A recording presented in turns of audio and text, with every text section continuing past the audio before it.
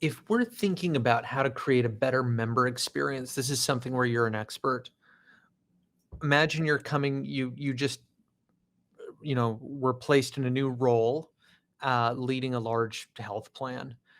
What are the what are the quick things you would do to gauge whether or not you have a good member experience? And what are the first 2 or 3 things you would do to improve it? So my first stop would be for in whatever realm they operate to go to our, whoever handles the calls to the call center, right? Okay. And inside the organization, right? Whether it's a ticket-based system or it's a phone-based system, however they use that.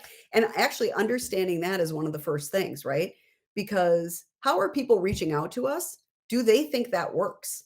Right? What are the natural Okay. flows for people to get information is a first place to start. And then understanding what are they Yeah. saying, right? What are the things that we're hearing? Usually themes emerge.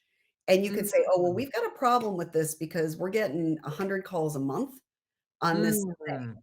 And that might be a really easy fix of moving something on the benefit portal, asking the carrier to change how they talk about something.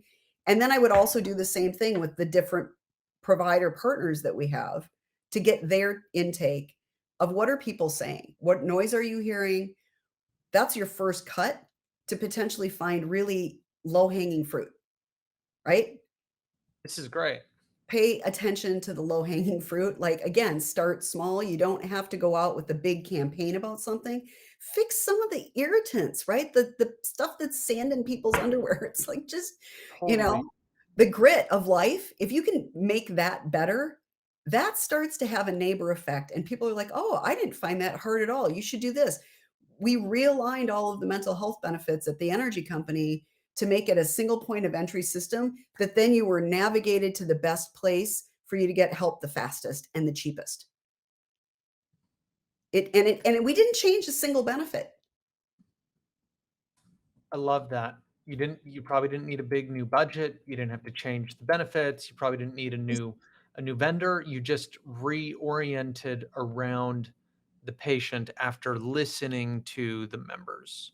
Yep, and actually that's a great example because we did, in fact, in the process of what we ended up doing, we saved $1,000,000 by eliminating an incentive program that very few people were using and nobody was really benefiting from.